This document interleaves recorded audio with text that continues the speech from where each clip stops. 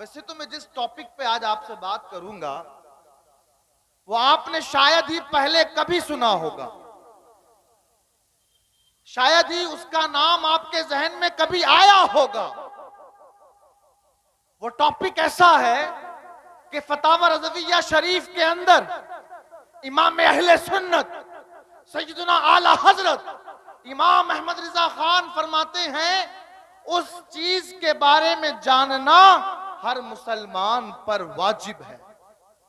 यानी वो चीज जिसको आज हम अपने इस प्रोग्राम में डिस्कस करेंगे, जानने की कोशिश करेंगे, उसका जानना मुझ पर और आप पर वाजिब है।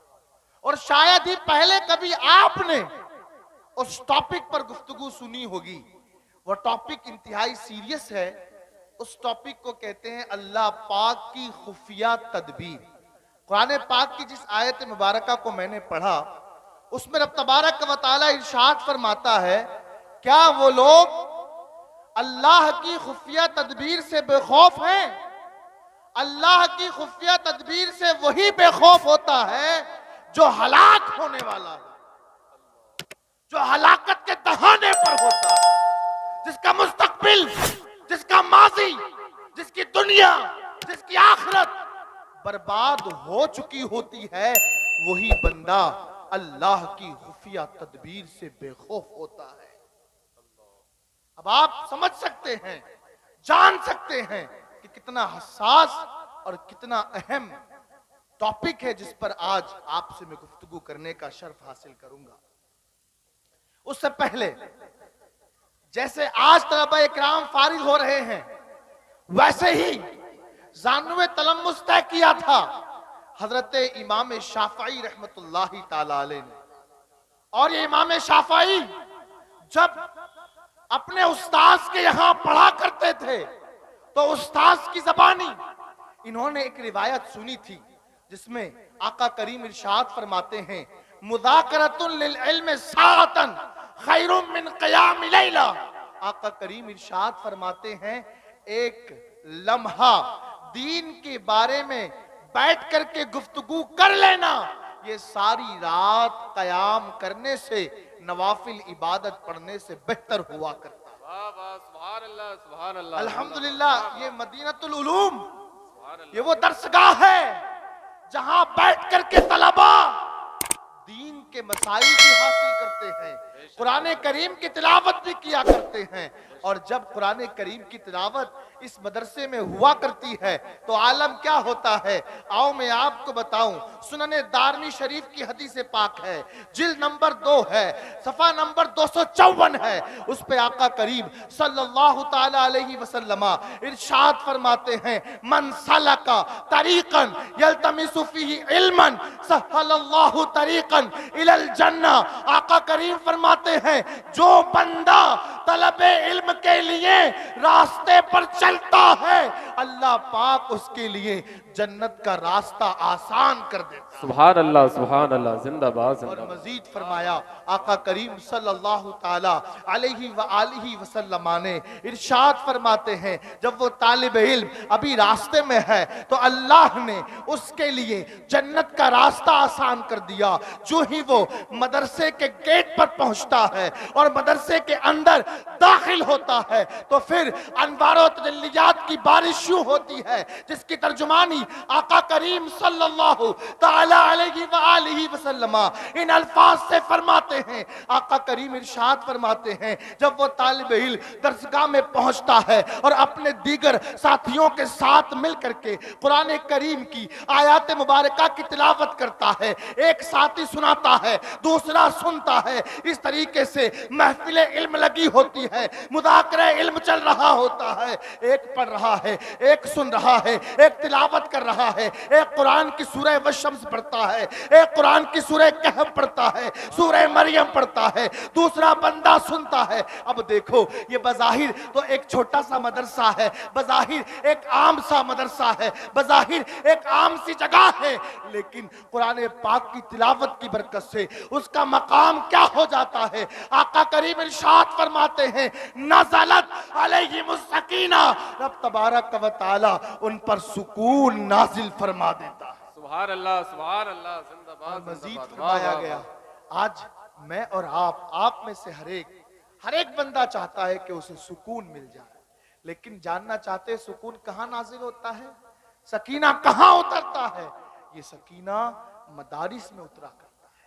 मजीद फरमाया गया, हफ़्फ़तहुमुल मलाइका, इन कुरान करीम की तिलावत करने वालों का वजूद, इनका बदन इतना मुकद्दस बन जाता है कि खुद फरिश्ते अपने परों से इन्हें घेर लेते हैं। सुभान अल्लाह सुभान अल्लाह। और फरमाया गया मजीद इसी पर बस नहीं होता, फरिश्ते ही सिर्फ नहीं घेरते, बल्कि फरमाया गया गशियतहुमुर रहमा, खुद रब तबारक व तआला की रहमत इन्हें आगे बढ़ करके ढांप लेती है। सुभान अल्लाह सुभान अल्लाह। वाह, वाह, ये है सुभान अल्लाह। अल्हम्दुलिल्लाह मदारिस और इन मदारिस में पढ़ने वाले तलबा की बरकत है। ऐसे ही बेशक। एक तालिब इल्म थे इमाम शाफई, फरागत के बाद इन्होंने एक किताब लिखी जिसको अर रिसाला के नाम से याद किया जाता है। जब इनका विसाल हो गया, ये इंतकाल कर गए, अब देखे तलबा की बरकतें क्या होती हैं। जब ये इस दुनिया से बज़ाहिर चले गए ना, तो ख्वाब में किसी दोस्त ने इनसे पूछा, ऐ मोहम्मद बिन इदरीस, ऐ शाफई, ये बताओ तुम्हारे साथ रब तबारक व तआला ने कैसा मुआमला फरमाया, तुम्हारे साथ क्या किया गया, मा फ़अलल्लाहु बिक, रब तबारक व तआला ने तुम्हारे साथ क्या मामला इख्तियार फरमाया। इमाम शाफई से जब उनके साथ नारे तकबीर, नारे रिसालत, ताजदारे मदीना कॉन्फ्रेंस अल्लामा ज़ियाउल मुस्तफ़ा साहिब किबला, नारे तकबीर, नारे रिसालत। जब इमाम शाफई से उनके साथी ने ये पूछा कि ये बताएं इंतकाल के बाद तुम्हारे साथ क्या मामला इख्तियार किया गया, तुम्हारे साथ क्या किया गया, मा फ़अलल्लाहु बिक, अल्लाह तबारक व तआला ने तुम्हारे साथ क्या मामला इख्तियार फरमाया। वही शाफई जो अपनी जिंदगी में ज़ानुए तलम्मुस तय करता है, वही शाफई जो अपनी जिंदगी में इमाम आजम की बारगाह में भी हाजिर होकर के इल्म के मसाइल को, इल्म की पेचीदगियों को समझने की कोशिश किया करता है। जब इंतकाल हो गया ना, तो अब उसके बाद पूछा गया, मा फ़अलल्लाहु बिक, रब तबारक व तआला ने तुम्हारे साथ क्या मामला इख्तियार फरमाया। तो इमाम शाफई मुस्कुरा करके जवाब देते हैं, रब तबारक व तआला ने मेरे साथ ये मामला इख्तियार किया कि जब मेरी रूह कब्ज की गई और जब मैं आलम दुनिया से उठ करके इस आलम की तरफ आया, तो रब तबारक व तआला ने जन्नत को दुल्हन की तरह मेरे लिए सजा दिया। जन्नत को दुल्हन की तरह सजा दिया गया और फरमाने लगे, इसी पर बस नहीं हुआ, बल्कि खुद फरिश्तों ने मुझ पर नेमतें इस तरह निछावर की जिस तरीके से दूल्हे पर नेमतें निछावर की जाती। अब गौर करें, ये इमाम शाफई को जो बरकतें मिली कि जन्नत को इमाम शाफई के लिए सजाया गया, और सिर्फ सजाया ही नहीं गया बल्कि उन पर नेमतें इस तरह निछावर की गई जिस तरह घर वाले माँ की ममता अपने नए संवर कर दुल्हा बनने वाले बेटे पर अपनी ममता, अपना लाड निछावर करती है, वैसे ही फरिश्तों ने जन्नत में इमाम शाफई पर नेमतों की बरसात की। अब वो पूछने वाला दोस्त पूछता है, अच्छा बताएं तो सही, ये सारे इनामात क्यों हुए, ये सारी बारिशें क्यों हुई, ये सारी रहमतें क्यों मिली। आखिर इमाम शाफई ये तो बताएं कि वो कौन सा अमल था, वो कौन सी चीज थी जिसकी बरकत से रब तबारक व तआला ने न सिर्फ जन्नत अता की बल्कि जन्नत अता करने के साथ साथ जन्नत को दुल्हन की तरह सजाया भी गया। आखिर बता तो दें वो कौन सा अमल है, वो कौन सी चीज है जिसकी बरकत से तुम्हें ये मकाम हासिल हुआ। तो इमाम शाफई कहते, सुन बात ये है, जब मैं ज़माने तालिबे इल्मी में था, जब मैं अपने उस्ताद के पास दर्स लिया करता था, जब मैं अहादीस के सबक पढ़ा करता था, जब मैं औराक़े कुतुब को वल्टा करता था, उस वक्त में मैंने एक किताब लिखी थी जिस किताब का नाम था अर रिसाला। उस अर रिसाला के अंदर मैंने एक वजीफा लिखा था। उस वजीफे की बरकत से रब तबारक व तआला ने न सिर्फ मुझे जन्नत अता की बल्कि मेरे लिए जन्नत को सजाया गया। सुभान अल्लाह, जिंदाबाद जिंदाबाद। जानना चाहते हैं वो वजीफा कौन सा है? और बड़ा आसान सा वजीफा है। हर एक मोमिन वो वजीफा कर सकता है। वो साथी कहने लगा, ए मोहम्मद बिन इदरीस, ए शाफई, आखिर बता तो दें वो कौन सा वजीफा है जिसकी बरकत से ये इनामात अता किए गए, जिसकी बरकत से न सिर्फ जन्नत मिली बल्कि जन्नत को सजाया भी तुम्हारे लिए गया। आखिर बता तो दे ताकि मैं भी अपनी जिंदगी में आज के बाद से उस अमल को शामिल कर लूं। इमाम शाफई ने एक जुमला पढ़ा, आओ मैं आपको सुना देता हूं, हो सके तो इसको याद कर लेना और याद ना कर सको तो बाद में मदीनतुल उलूम में आकर के यहाँ के मौलाना साहब से आकर के पूछ लेना, इंशाअल्लाह ये आपको बता देंगे। वो वजीफा, वो अल्फाज ये थे। इमाम शाफई कहते हैं, मैंने किताब रिसाला को लिखना शुरू किया, उसके पहले पेज को उठाया, जो ही मैंने पहली सतर को लिखा तो पहली सतर में मैंने ये लिखा, अल्लाहुम्मा सल्ली अला मुहम्मदिन अदद मा ज़करहु ज़ाकिरून व अदद मा गफला अन ज़िक्रिही अल गाफिलून। ए अल्लाह, सोले मोहम्मद पर उतनी रहमतें नाजिल फरमा जितने कायनात में जिक्र करने वाले मौजूद हैं। सुभान अल्लाह, सुभान अल्लाह पाक ने इस वजीफे की बरकत से रब तबारक व तआला ने मुझे जन्नत सिर्फ अता नहीं की बल्कि जन्नत को मेरे लिए सजाया। सुभान अल्लाह, सुभान अल्लाह। तो ये एक वजीफा है, एक दुरूद पाक है जिसकी बरकत से रब तबारक व तआला ने इमाम शाफई को ये मकाम अता किया। आप और मैं भी, कोई मुश्किल काम नहीं है, इट्स वेरी इजी जॉब, बड़ा आसान काम है। माँ और बहनें घर में काम करते करते, आप शॉप पर, दुकान पर बैठे बैठे बस आप अपना काम करते रहें और आका करीम पर दुरूद पाक पढ़ते रहें, इंशाअल्लाह जन्नत में मकान नसीब हो जाएगा। बेशक, सुभान अल्लाह। आइए आगे बढ़ते हैं। जिस उन्वान के मुतालिक मैंने गुफ्तगू करने का आपसे अर्ज किया वो है अल्लाह पाक की खुफिया तदबीर।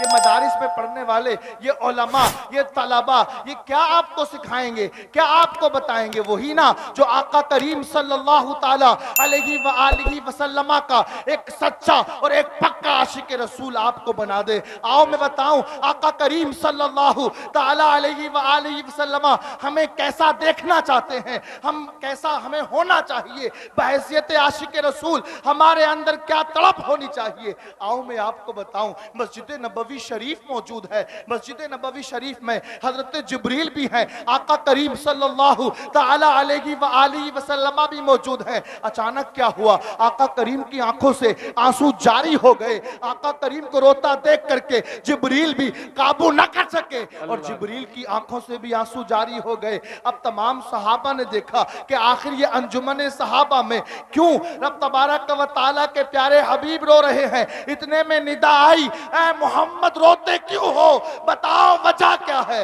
आका करीम सल्लल्लाहु ताला अलैहि व आलिहि वसल्लम इरशाद फरमाते हैं, मुझे रब तेरा खौफ रुला रहा है। अल्लाह, मुझे रोना तेरे खौफ की वजह से आ रहा है। आवाज आती है कि हमने तुम्हें तो मामून कर रखा है, तुम तो महफूज हो, तुम तो मासूम हो, फिर रोना कैसा। रब तबारक व तआला के प्यारे हबीब ने इरशाद फरमाया, ऐ मालिक तेरी खुफिया तदबीर से कौन बेखौफ रह सकता है। फरमाया गया कुरान पाक में कि खुफिया तदबीर से वही बेखौफ रहते हैं जो हलाक हो जाने वाले हैं। अब मैं और आप जानते हैं खुफिया तदबीर क्या है, आज तक आपने शायद सुना भी नहीं होगा इसका नाम। खुफिया तदबीर का मतलब होता है अल्लाह के राजों में से किसी एक राज से डरना। ये पता नहीं होता कि रब तबारक व तआला किसके साथ क्या मामला करने वाला है। हम मुसलमान हैं, हमारा ईमान है, लेकिन पता नहीं कि मरते वक्त हमें ये ईमान की दौलत नसीब भी हो या ना हो। न जाने किसका ईमान छीन लिया जाए। हाँ, एक ताबई हैं हजरत सुफियान सौरी रहमतुल्लाहि ताला अलैह, वो फरमाते हैं कि मेरे एक उस्ताद ने 40 साल तक मस्जिद नबवी शरीफ में हदीस का दर्स दिया, सैकड़ों उलमा पैदा किए, सैकड़ों मुहद्दिसीन को दर्स हदीस दिया, लेकिन जब वो इस दुनिया से गए ना तो उनका खात्मा ईमान पर ना हुआ। अल्लाह, ये मदारिस इसलिए बनाए जाते हैं कि यहाँ के जियाले उठ करके, यहाँ के तलबा उठ करके भटकी हुई उम्मत को मुस्तफा के दर से मिला दे। बेशक, बेशक। आका करीम कैसा देखना चाहते हैं हमें, आका करीम सल्लल्लाहु ताला अलैहि वसल्लम की जिंदगी का तर्ज और उसलूब क्या है। आका करीम सल्लल्लाहु ताला अलैहि वसल्लम खुद दिन में 70 से जायद मर्तबा इस्तिग़फार किया करते। मासूम है, गुनाह होना तो दूर की बात, तसव्वुर भी नहीं हो सकता। लेकिन मैं और आप किस जगह, कभी हमने गौर किया, कभी हमने सोचा? आओ आज के इस मदरसा मदीनतुल उलूम के इस पुरबहार पुर रौनक जलसे में हम सब मिलके अहद करें कि इंशाअल्लाह रात के आखिरी पहर में हम रब तबारक व तआला को ये समझते हुए कि वो हमें देख रहा है, और रात के आखिरी पहर में जब सारा शहर सो चुका हो ना, जब सबने चादर तान ली हो गफलत की, उस वक्त हम अपने रब को याद करेंगे इंशाअल्लाह। हाथ उठा के नियत के इजहार करें इंशाअल्लाह। इंशाअल्लाह। मैं आपको बताऊं, जिंदगी का कुछ पता नहीं, कोविड-19 ने, कोरोना ने हमें बता दिया। देखिए, हमारे पास ईमान की दौलत है, लेकिन रिवायत में आता है कि 3 चीजें ऐसी हैं जो बंदे के ईमान की दौलत को छीन लेती। अगर वो 3 चीजें आपके और मेरे अंदर हो तो हो सकता है कि मरते वक्त उसका ईमान छीन लिया जाए, सल्ब कर लिया जाए। अब वो 3 चीजें क्या हैं, मैं इंशाअल्लाह अर्ज करूंगा। इन 3 चीजों में से एक चीज में एक बंदा मुलव्विस है, बसरा की सरजमीन है। 40 साल तक मस्जिद में अल्लाह की रिजा के लिए अजान देता है। 40 साल तक मस्जिद में सिर्फ रब तबारक व तआला की रिजा पाने के लिए अजान देता रहा। लोगों में बसरा शहर के अंदर उसके तकवे की मिसालें मशहूर हो गई। लोग कहा करते, अगर किसी के दुआ से रब तबारक व तआला बारिश बरसा सकता है तो फला मस्जिद का मुअज्जिन है। उसकी तहज्जुद के, उसकी नमाजों के इतने चर्चे थे कि लोग उसका नाम लेकर के दुआएं मांगा करते थे। लोगों को यकीन था कि फला बंदा इतना बाबरकत है, रब की बारगाह में इतना मकबूल हो चुका है कि उसके नाम से जो दुआएं मांगी जाती हैं वो कबूल हो जाती है। लेकिन लोगों, जानते हो क्या हुआ? 40 साल की उम्र पूरी हो जाने के बाद जब वो मस्जिद पर, उसकी छत पर अजान देने के लिए चढ़ा, अचानक से उसकी निगाह बगल में मौजूद ऐसे घर पे पड़ी जो नसरानी औरत का था। उस नसरानी औरत के हुस्न जमाल को उसने देखा। अभी हय्या अला सलाह कहा था, निगाह उस औरत के चेहरे पर पड़ी, इसकी मोहब्बत इसके दिल में घर कर गई।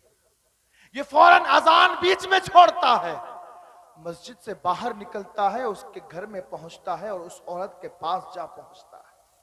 और पहुंचने के बाद कहता है कि मुझे तुझसे मोहब्बत हो गई है और मैं तुझसे शादी करना चाहता हूं। वो नसरानी औरत कहती है कि तू मुझसे शादी नहीं कर सकता, इसलिए कि तेरे पास मेरा महर अदा करने की ताकत नहीं। ये मोहब्बत में चूर हो चुका था, ये इश्क में पागल हो चुका था। ये कहने लगा, आखिर बता तो सही, वो कौन सी चीज है जो मेरी बस में नहीं है? तू कहे तो चांद लाकर दे दूं, तू कहे तो सूरज की रोशनी को तस्खीर कर दूं। वो कहने लगी, अच्छा ठीक है, बात ऐसी है तो तुझे मुझसे निकाह करने के लिए अपने मजहब को, अपने दीन को, अपने इस्लाम को, अपने ईमान को छोड़ना पड़ेगा। गौर करे, कौन बंदा है 40 साल तक जो मस्जिद में फी सबीलिल्लाह अजान देता हो, जिसकी इबादतों की कसम खाई जाती हो, जिसकी नमाजों का इतना शोरा हो कि लोग कहते हो कि फरिश्ते भी इसे देख करके रश किया करते हो, ऐसा बंदा वो कह रहा है ठीक है, मैं ईमान से हाथ धोने को तैयार हूं तो मुझसे निकाह करने के लिए तैयार हो जाए। जब ये बात हुई ना तो वो लड़की कहने लगी, ठीक है, मेरा निकाह उस वक्त होगा, एक शर्त और बाकी है। वो शर्त ये है कि जब मेरा वाली जो नीचे वाली मंजिल में रहता है उससे जाकर के इजाजत तलब करोगे, जब वो इजाजत देगा उसके बाद निकाह होगा। ये ईमान छोड़ चुका है, यहूदियत को नसरानियत को कबूल कर चुका है। अब जैसे ही ये नीचे की तरफ उतरा ना, रास्ते में अभी बीच सीने में है, जीने में है, सीढ़ियों पर है, एक सीढ़ी से पैर फिसला और जैसे ही पैर फिसला इसकी रूह इसके बदन से निकल के प्रवास कर गई। देखें 40 साल तक नमाजें अदा करता रहा, फी सबीलिल्लाह मस्जिद में अजान देता रहा, लेकिन वो एक ऐसी बीमारी में मुब्तला था जिस बीमारी की वजह से उसको अपने ईमान से आखिरी वक्त में हाथ धोना पड़ा। वो बीमारी क्या है मैं इंशाल्लाह आपको आखिर में अर्ज करूं। मजीद ऐसे ही एक बहुत बड़े बुजुर्ग हैं, हजरत सुल्तान बहाउद्दीन ज़करिया रहमतुल्लाहि ताला। एक मर्तबा अपने मुरीदीन के दरमियान बैठे हैं, अचानक से इनका चेहरे का रंग बदलता है और ये उठ करके हुजरे में चले जाते हैं। जो ही हुजरे में पहुंचते हैं दरवाजा बंद कर लेते हैं। मुरीदीन परेशान हैं, आखिर हुआ क्या, आखिर वजह क्या है, क्यों आज पीर साहब अचानक से चेहरे का रंग तब्दील होता है और जगह छोड़ करके हुजरे में पहुंच जाते हैं। दरवाजे से अचानक रोने की आवाज आई और इस कदर रोने की आवाज आई कि उनके रोने की आवाज में ऐसी धमक थी, मुरीदीन के दिल ऐसा लगता था कि सीना चीर करके बाहर आ जाएंगे और अभी सारे के सारे मुरीदीन की रूह उनके बदन से निकल करके प्रवास कर जाए। इस कदर तेज आवाज से रो रहे हैं। मुरीदीन दरवाजा खटखटाते हैं और रो करके कहते हैं, हुजूर दरवाजा खोलिए तो सही, आप रो क्यों रहे हैं? हमने आपकी खलवत को देखा है, हमने आपकी जलवत को देखा है, हमने जब भी देखा है आपको रब का फरमा बरदार पाया है। आप रात का उजाला हो, दिन की तारीकी हो, हमेशा रब तबारक व तआला को याद करते रहे हैं। रब रात की तारीकियों में हमने देखा है कि आपकी पलकें आंसुओं से भीग चुकी हैं। दिन के उजाले में हमने आपको कयाम करते देखा है, नवाफिल पढ़ते देखा है और इतना इतना पढ़ते देखा है कि आपके कदम में वरम आ चुका है। आप तो अल्लाह के नेक बंदे हैं। हमें तो उम्मीद है कि रब तबारक व तआला आपकी बरकत से न जाने कितने गुनाहगारों को जन्नत में दाखिला अता कर देगा। आखिर आप रो क्यों रहे हैं? दरवाजा तो खोल दीजिए। आवाज अंदर से रोने की और तेज हो जाती है, दरवाजा नहीं खोला जाता। मुरीदीन वास्ता देते हैं कि वास्ता है तुम्हें अंबिया इकराम का, तुम्हें वास्ता है नबी अकरम सल्लल्लाहु ताला अलैहि व आलिहि वसल्लम का, बराए मेहरबानी दरवाजा खोल दीजिए। लेकिन दरवाजा नहीं खुलता है।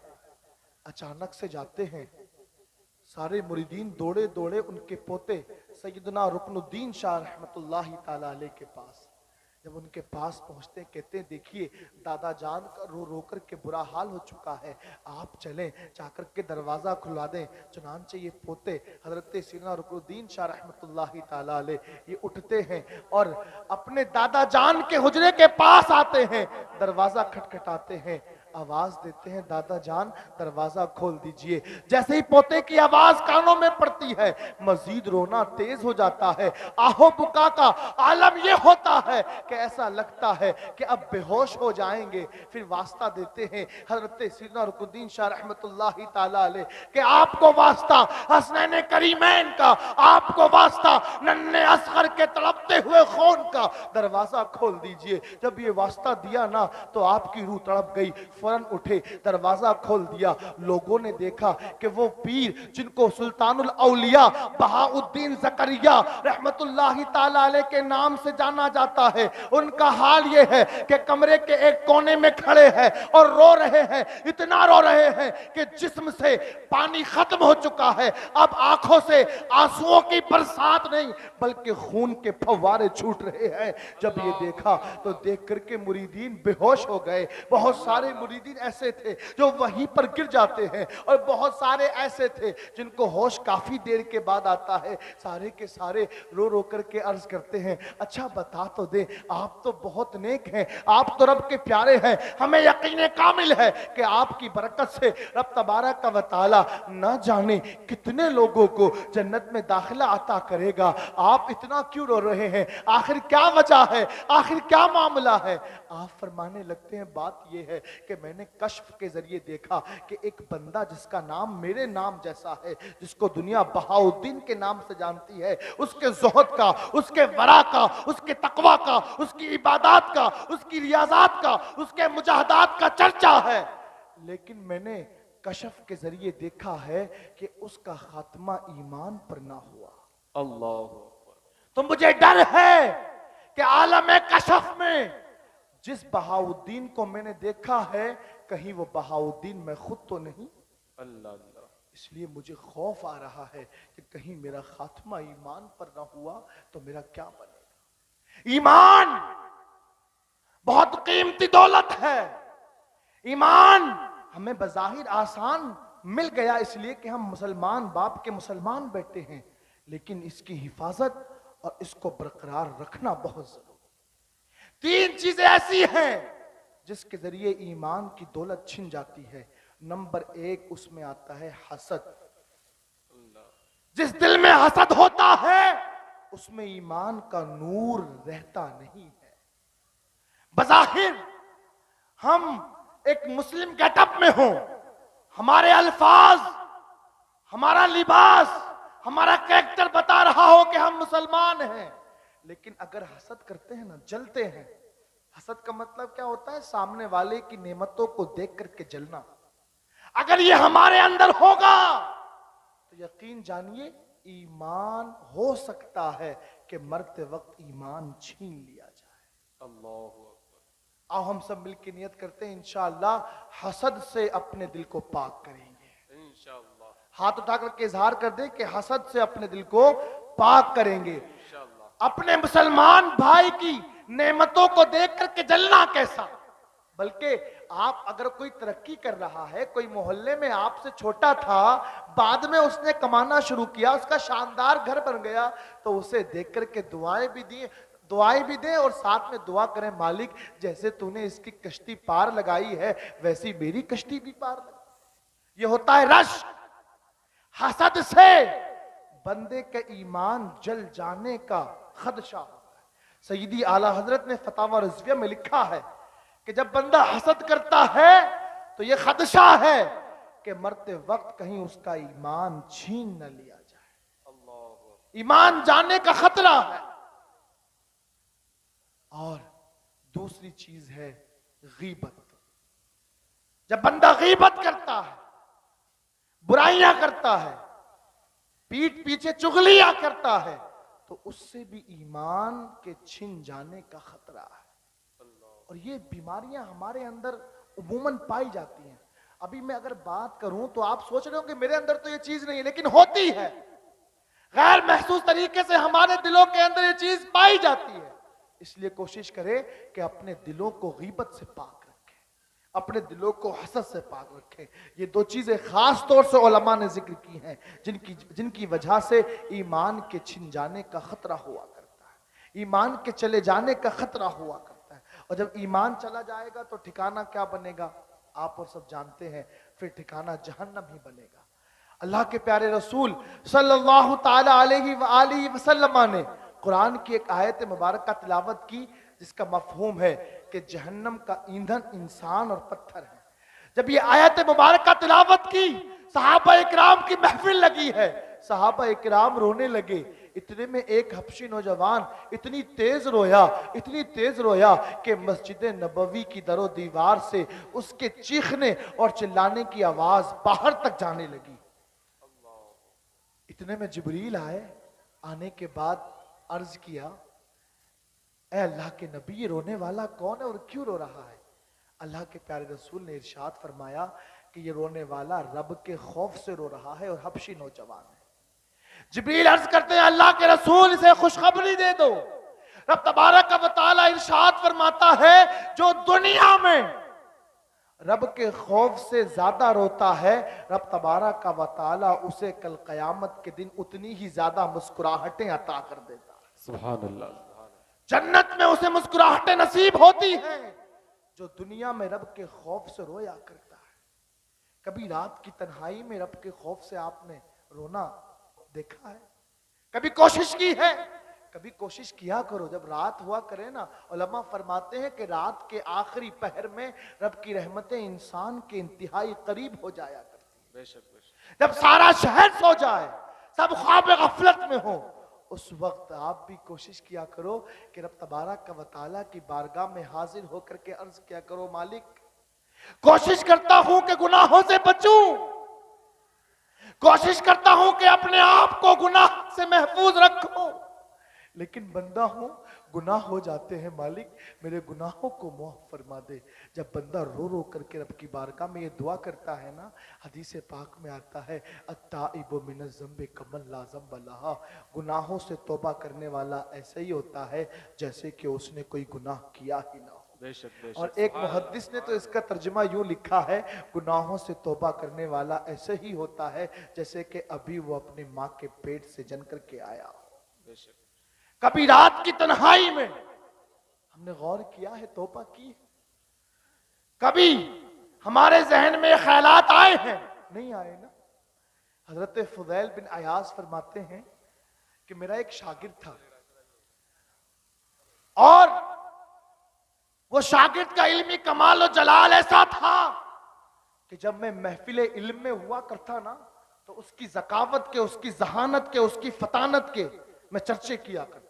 मैं कहा करता मेरा फला शागिर्द वो है कि वो इतना ज़हीन भी है और इतना इल्म भी रखता है, साथ में जैसा इल्म रखता है वैसा अमल भी रखता है। बेशक बेशक। और कहा करते कि मुझे यकीन है कि अगर मैं जन्नत में जाऊंगा ना, तो अपने उस शागिर्द की बरकत से जन्नत में जाऊंगा। उसके नेक अमल का आलम यह था। वाह वाह वाह, सुभान अल्लाह सुभान अल्लाह। लेकिन हुआ क्या, जब उसके इंतकाल का वक्त करीब आया ना, और ये हजरत फुदैल बिन अयाज उसके घर पे पहुंचे, जाने के बाद उसको कहा कि कलमा पढ़, तो उसने कहा मैं कलमे से बेजार हूं। अल्लाह। हजरत फुदैल बिन अयाज कुरान उठाते हैं, उसकी रूह गरगरे में अटक चुकी है, सूरह यासीन पढ़ना शुरू कर देते हैं। वो झड़क देता है और कहता है इसकी तिलावत बंद करो। लोगों को यकीन हो गया कि इसका खात्मा ईमान पर ना हुआ। हजरत फुदैल बिन अयाज उस जगह से उठते हैं, अपने हुजरे के अंदर आते हैं और 40 दिन तक अपने आप को उस हुजरे में बंद कर लेते हैं। सुबह भी रोते हैं, शाम भी रोते हैं, रोने रोने में सारे अय्याम गुजर जाते हैं। 40 दिन के बाद ख्वाब में देखा कि वो शागिर्द जिसके इल्मी कमाल पर हजरत फुदैल बिन अयाज को नाज था, फरिश्ते पकड़ करके उसको जहन्नम की तरफ ले जा रहे हैं। अल्लाह। हजरत फुदैल बिन अयाज ने रास्ते में रोक करके पूछा, तू तो बड़ा बाकमाल था, तेरे इल्म पर मुझे नाज था, तेरे तकवे पर मुझे गुमान था कि तू, तेरी बरकत से मैं जन्नत में दाखिल होऊंगा। आखिर बता ये सब लुट कैसे गया, ये माजरा कैसे हुआ?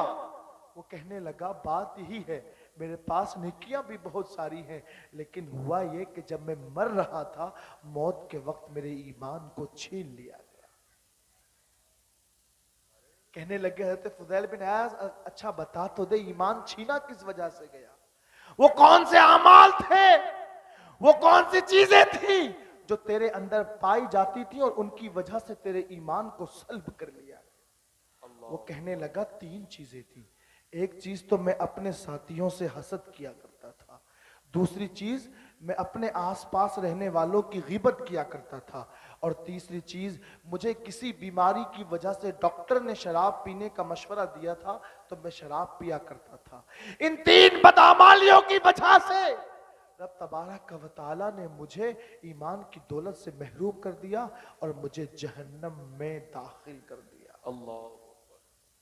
आप और मैं कहां, जो फुदैल बिन अयाज जैसे सुल्तानुल अस्फिया का शागिर्द हो, जिसने सुल्तानुल अस्फिया की दरसगाह में बैठ करके फैजाने तसव्वुफ पिया हो, जिसने जामे तसव्वुफ फुदैल बिन अयाज जैसे सूफी से हासिल किया हो, वो इन बीमारियों की वजह से ईमान की दौलत से महरूम रह जाता है, तो मैं और आप तो कहां। इमाम गजाली फरमाते हैं, जिनकी निगाहें आवारा होती हैं, जो बदनिगाही करते हैं, जो हराम चीजें देखा करते हैं, उनसे भी ईमान की दौलत छिन जाती है। अब आप मुझे बताएं, मैं और आप आजकल तो बदनिगाही बड़ी आसान हो गई। मोबाइल की स्क्रीन पर रात के सन्नाटे में आप अपने बच्चों की ख्वाबगाहों को चेक करें, उनके मोबाइल की हिस्ट्री को निकालें, उसके अंदर आप देखेंगे कैसे कैसे फितने जन्म ले रहे हैं।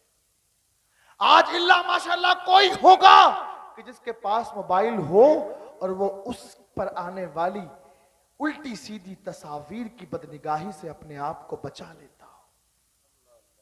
उलमा ने फरमाया, बदनिगाही ये भी आखिरी वक्त में ईमान को छीन लिया करती है।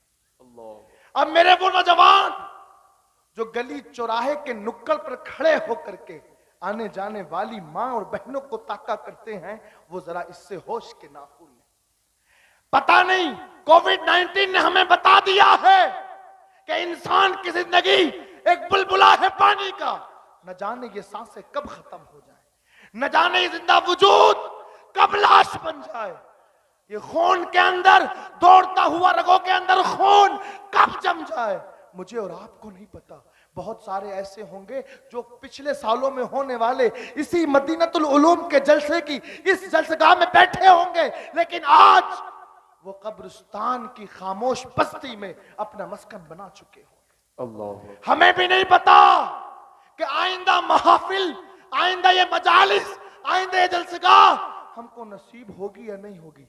हजरत सैयदना अब्दुल्ला बिन सहल बिन अब्दुल्ला तुस्तरी फरमाते हैं कि आलम ख्वाब में मैंने देखा कि मैं अपने आप को जन्नत में महसूस कर रहा हूं और मैं जन्नत में टहल रहा हूं। अचानक मैंने देखा कि एक अल्लाह के नबी मेरी निगाहों के सामने आते हैं। मैं उनसे अर्ज करता हूं, ए अल्लाह के नबी ये बता दें, मुझे मालूम है आप मासूम हैं, आपसे गुनाहों का सुदूर नहीं हो सकता, लेकिन मुझे ये बता दें, जब आप दुनिया में थे तो सबसे ज्यादा किस चीज का आपको खौफ था। एक नबी आए, मैंने उनसे ये पूछा, दूसरे आए उनसे भी यही सवाल किया, तीसरे आए उनसे भी यही सवाल किया, हत्ता के मैंने आलमे कशफ में 300 अंबिया इकराम से मुलाकात की और उन 300 नबियों से मैंने एक ही सवाल पूछा, अच्छा ये तो बता दें आपको दुनिया में सबसे ज्यादा किस चीज का खौफ था।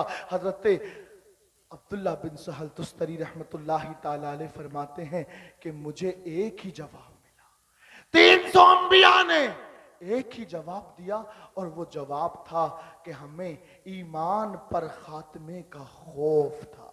अल्लाह, अंबिया मासूम है, उनका ईमान, वो तो ईमान की राह पर चलाने वाले हैं, सल्ब नहीं हो सकता, लेकिन रब से खौफ ऐसा कि 300 के 300 अंबिया इकराम ने यही जवाब दिया कि हमें ईमान के छिन जाने का खौफ है। अल्लाह, अब मुझे बताएं, मैं और आप किस खुशफहमी में, हम कैसे सुकून की नींद ले लेते हैं, हम कैसे चैन से सो जाते हैं, पता नहीं हमारा ईमान महफूज रहता हो या नहीं। उलमा फरमाते हैं कि बंदा जब रात को सोए ना तो तजदीद ईमान करके सोया करे, गुनाहों से तौबा करके सोया करे। जो गुनाहों से तौबा करता है और ईमान की तजदीद क्या करता है, वही कामयाब होता है। और जो ईमान की तजदीद और ईमान को जला देने वाली चीजों में मुलव्विस होता है ना, फिर उसका अंजाम क्या होता है आप और मैं उसका तसव्वुर भी नहीं कर सकते। हदीसे पाक में आता है, जहन्नम की वादी ऐसी खतरनाक है कि खुद जहन्नम दिन में 70 से ज्यादा मर्तबा अपनी वादियों से पनाह मांगा करता है। अल्लाह, अब मुझे बताएं, जन्नत में जाने का और जहन्नम से बचने का एक ही रास्ता है, ईमान। अगर यही ईमान हमसे छीन लिया गया तो फिर हमारा क्या बनेगा? कभी सोचा, कभी गौर किया है? आका करीम सल्लल्लाहु ताला अलैहि व आलिहि वसल्लम के प्यारे सहाबी हैं हजरत उमर फारूक आजम। आप सब जानते हैं खलीफा दुवम हैं। आप फरमाते हैं कि उम्मतियों के गुनाह जिस कदर मुस्तफा करीम को तकलीफ पहुंचाते हैं उस कदर तो अहले मक्का की तलवारें भी आका करीम को तकलीफ नहीं पहुंचाती थी। पूछा गया क्यों? फरमाने लगे बात यह है कि अहले मक्का की तलवारें मुस्तफा करीम के जिस्म को जख्मी किया करती थी और उम्मती के गुनाह मेरे मुस्तफा के दिल को छलनी कर देते हैं। अल्लाह, मुझे बताएं, जिस नबी ने कहा हो जो इलत कुर्रतु ऐनी फिस सलाह, मेरी आंखों की ठंडक नमाज में हो, नमाज का तारिक उम्मती किस तरीके से आका करीम को अपना चेहरा दिखाएगा। अल्लाह, रात को उठ करके कभी कभी ये सब चीजें सोचा करें और तौबा किया करें। फरमाया गया उबकू फइल्लम तबकू फतबाकू, रोया करो, अगर रो ना सको तो रोने जैसी शक्ल बना लिया करो। इसलिए कि अच्छों की नकल भी अच्छी हुआ करती है। हाँ, अच्छों की नकल भी अच्छी हुआ करती है। बनी इसराइल में एक शख्स है जो हजरत मूसा के असा को उठाने की नकल उतारता है। हजरत मूसा जिस अंदाज से चला करते उस अंदाज से चलता है। हजरत मूसा जिस अंदाज से बोला करते उस अंदाज से बोला करता है। हजरत मूसा जिस अंदाज से वाज किया करते उस अंदाज से वाज करता है। लेकिन क्यों करता है? मजाक उड़ाने की नीयत से। नकल क्यों उतारता है? मजाक उड़ाने की नीयत से। उसका इंतकाल हो गया। लोगों ने उसके गुनाहों की वजह से उसे कूड़ी पर फेंक दिया, उसको दफनाया कफनाया नहीं। हजरत मूसा की तरफ वही आई है, मूसा जाओ फला कूड़ी पर मेरा नेक बंदा पड़ा है, उसको उठा करके कफनाओ दफनाओ। हजरत मूसा गए, जो ही उसके चेहरे को पलट करके देखा हजरत मूसा हैरान रह गए। तो वो है जिसके गुनाहों के, जिसकी जुआ खेलने के और जिसकी शराब पीने के महाफिल के तस्कीरे लोगों में हुआ करते हैं। ये तो वो है जिसकी रात भी गंदी है, जिसका दिन भी तारीक है, जो हमेशा गुनाह में मुलव्विस रहा करता है। बनी इसराइल का सबसे गंदा आदमी है।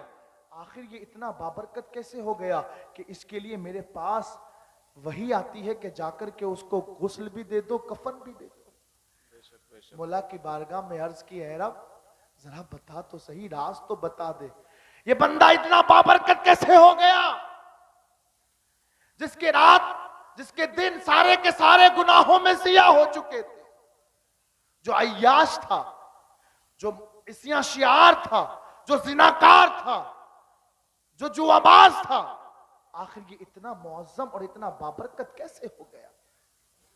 आवाज आई, मूसा गुनाहगार था, लेकिन इसके अंदर एक अच्छी आदत ये थी कि ये तेरी नकल उतारा करता था। तेरे नकल उतारने की बरकत से मरने से पहले मैंने इसे ईमान की दौलत अता की और गुनाहों से तौबा करने की तौफीक अता कर दी। सुभान अल्लाह, सुभान अल्लाह। तो पता लगा अच्छों की नकल अच्छी सिर्फ नहीं हुआ करती, बल्कि अच्छों की नकल जन्नत का रास्ता भी दिखा देती। बेशक, सुभान अल्लाह। इसलिए कभी रात आया करे ना तो रोया करे।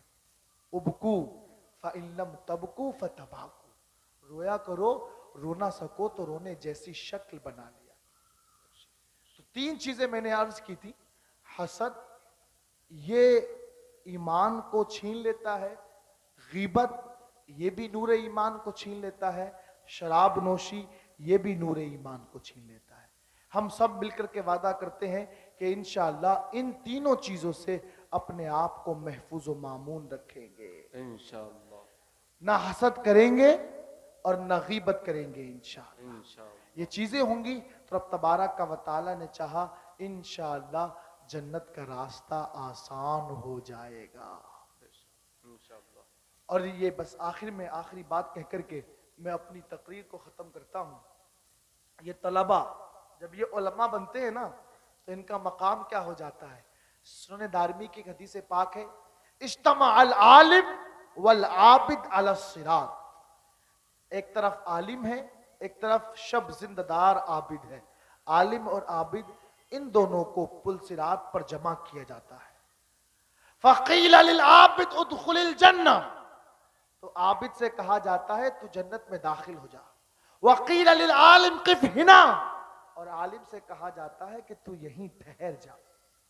जब आलिम से कहा जाता है कि तू यहीं ठहर जा, तो अब वो आलिम परेशान हो जाता है कि आखिर आबिद को जन्नत का रास्ता फौरन दिखला दिया गया, मुझे यहां ठहरने के लिए क्यों कहा गया। जब वो सोच रहा होता है ना, इतने में आवाज आती है, ए आलिम इश्फा लिमन अहबब्ता, जो जो तुझसे प्यार करता है ना, तो अकेला जन्नत में ना जा, जो जो तुझसे प्यार करता है उसका भी हाथ पकड़ करके जन्नत में उसको दाखिल कर दे। सुभान अल्लाह, सुभान अल्लाह। वाह वाह। आज जो ये तलबा फारिग हो रहे हैं, आज जो ये आगे चल करके उलमा बनेंगे, यकीनन बड़े ही मुबारकबाद के मुस्तहिक हैं इनके वालिदैन भी और इनसे मोहब्बत करने वाले भी, कि इंशाअल्लाह दुनिया में भी आखिरत में भी ये आपका सहारा बनेंगे। व आखिर दावाना अनिल हम्दुलिल्लाहि रब्बिल आलमीन। अस्सलामु अलैकुम।